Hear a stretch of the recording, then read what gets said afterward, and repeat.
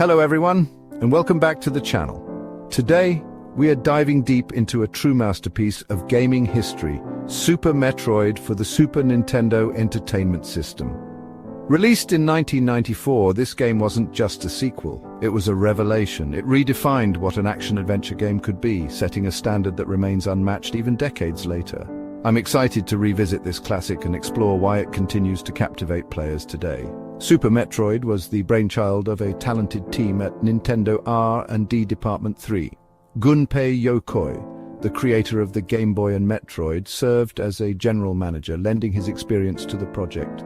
Yoshio Sakamoto, who had designed the original Metroid, returned as director to refine his vision. Rounding out the core team was composer Kenji Yamamoto, who crafted the game's haunting and unforgettable soundtrack. Together, these individuals created a gaming experience that transcended its time. Prepare yourself as we're about to embark on a journey through the caverns and corridors of Planet Zebes. Suit up, lock and load, because it's time to experience the legend of Super Metroid. Super Metroid puts you back in the armored boots of Samus Aran, the galaxy's most badass bounty hunter. The story picks up right where Metroid 2 Return of Samus left off. Samus had just eradicated the Metroids on their home planet, SR-388, or so she thought. She delivered the last Metroid hatchling to a research station, hoping it could be used for good. But disaster strikes. A distress signal calls Samus back to the research station. There, she finds the scientists slaughtered and the Metroid hatchling stolen by Ridley, the leader of the space pirates. Now, Samus must return to the familiar, yet somehow alien planet of Zebes to confront the space pirates and recover the stolen Metroid. Little does she know, a much deeper, more sinister threat awaits her in the depths of the planet. Super Metroid isn't just a game, it's an experience. The world of Zebes isn't just levels to conquer, it's a living, breathing ecosystem. You feel the isolation as you traverse the desolate landscapes, the tension as you hear the echoing roars of unseen creatures. This is thanks to the game's revolutionary design philosophy atmosphere first. Unlike its predecessors, which relied on a more straightforward, linear progression, Super Metroid embraces a non-linear approach. The world is interconnected, with areas opening up as you acquire new weapons and abilities. This encourages exploration and discovery, rewarding players who venture off the beaten path with secrets, upgrades, and a deeper understanding of Zebes' intricate ecosystem. It's a design philosophy that would go on to inspire countless games, solidifying Super Metroid's legacy as a pioneer of the Metroidvania genre. Zebes is more than just a backdrop for Samus's adventure. It's a character in itself. From the fiery depths of Norfair to the lush jungles of Brinstar, each area is brought to life with stunning pixel art and atmospheric sound design. You can feel the heat radiating from the lava flows in Norfair, hear the wind whistling through the caverns of Criteria. Each region presents unique environmental hazards and challenges. The oppressive heat of Norfair will drain your energy unless you find ways to mitigate it. The aquatic depths of Meridia test your ability to navigate underwater and conserve your limited oxygen supply. This interconnectedness between gameplay and environment creates a truly immersive experience, making you feel like you're truly exploring a hostile alien world. Section 5, The Hunters and the Hunted. The caverns and tunnels of Zebes are teeming with life, but not all of it is friendly. From the iconic Metroids to the fearsome Ridley, Super Metroid features a wide array of enemies, each with its own unique attack patterns and weaknesses. Some, like the skittering Squeep or the lumbering Geruta, are relatively easy to deal with. Others, like the agile Ripper or the electrifying Crocomire, will test your skills and reflexes.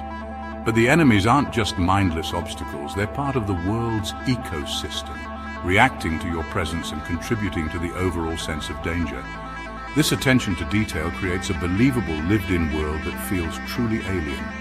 And let's not forget about the secrets. Super Metroid is filled with hidden pathways, secret rooms, and optional upgrades that reward exploration and experimentation.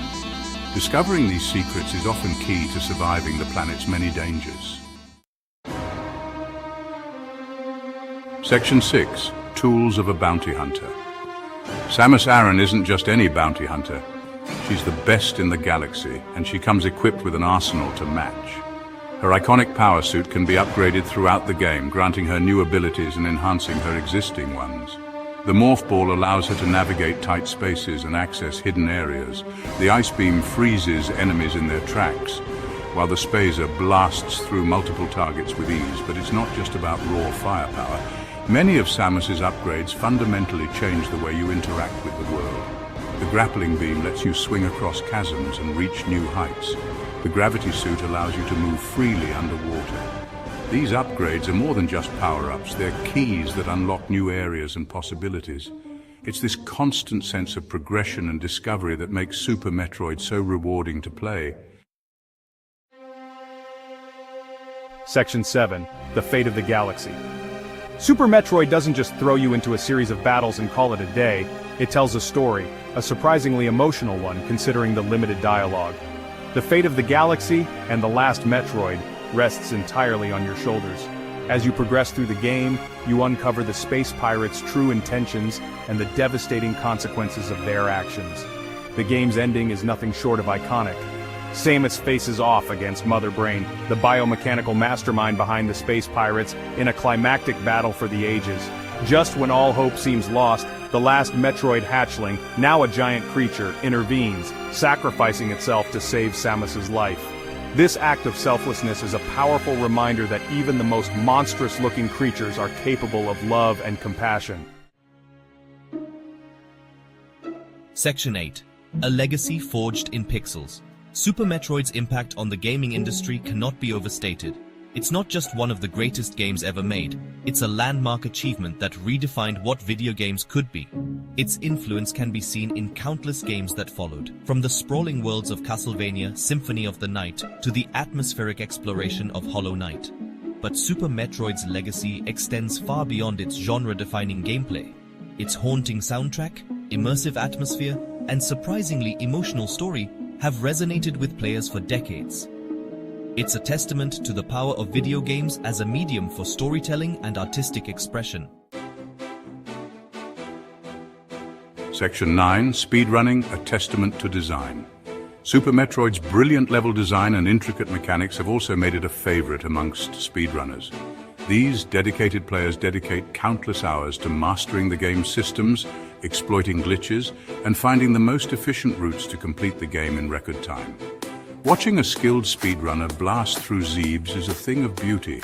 It's a testament to the game's tight controls, interconnected world design, and the sheer depth of its mechanics. Speedrunning has breathed new life into Super Metroid, fostering a passionate community dedicated to pushing the limits of what's possible within the game's confines. Section 10. Super Metroid's enduring appeal. So why, after all these years, does Super Metroid continue to captivate players?